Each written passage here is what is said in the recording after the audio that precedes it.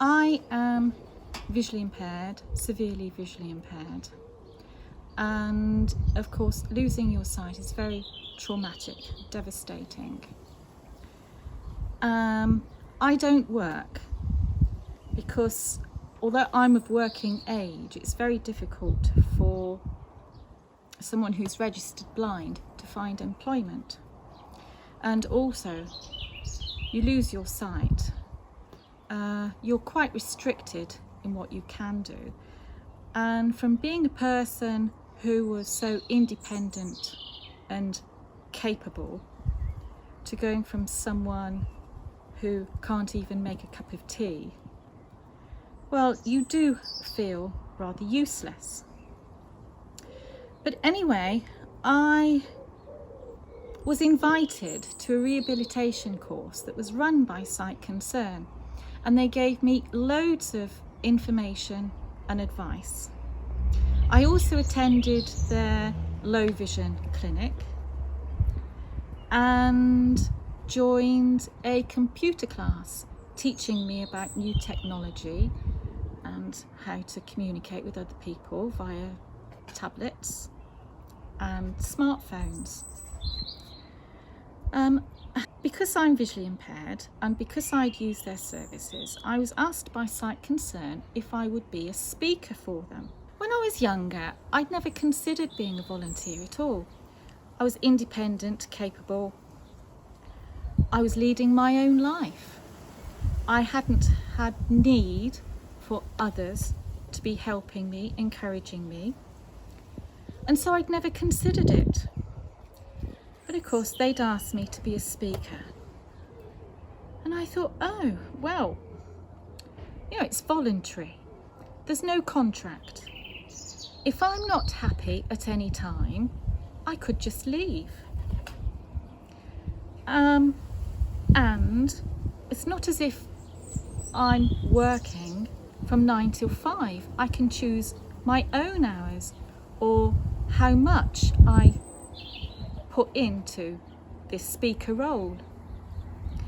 And being a person who doesn't dismiss things for no reason, I thought, well, no harm in giving it a go.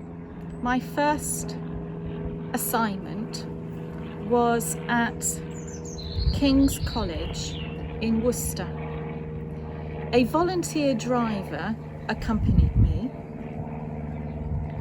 and I'm not familiar with the school, and I was led down these narrow passages and then up a narrow stairway about 3 or 4 steps.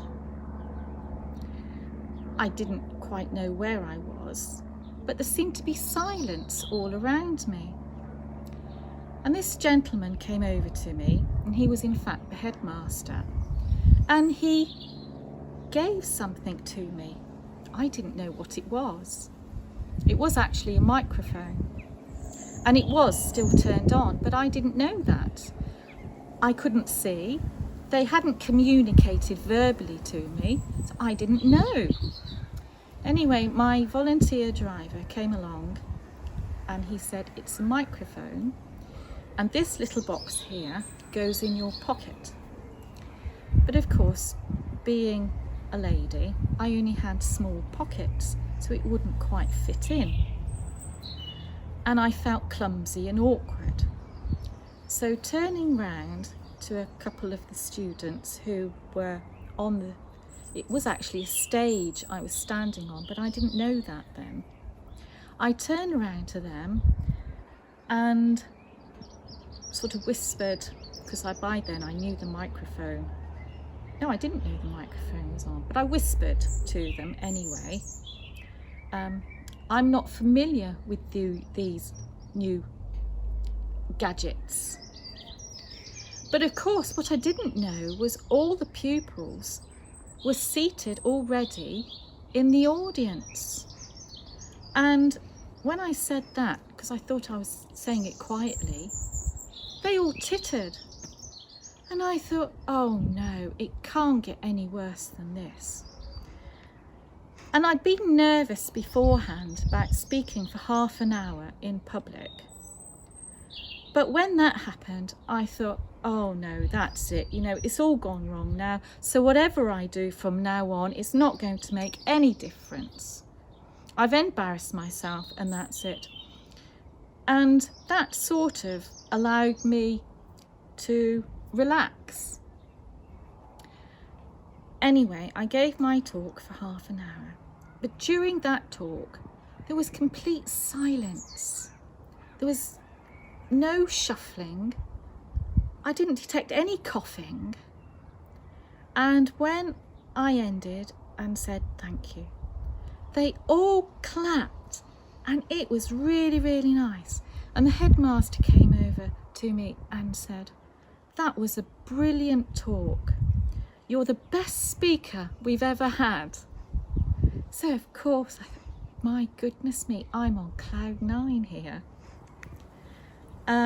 And with that speaker role, I had stipulated beforehand that I'd only take on these roles between the hours of 9 till 5. I didn't want it to interfere with the evening or at weekends. But I actually loved the attention I got. They were listening to me like I was somebody again. And that was a nice feeling.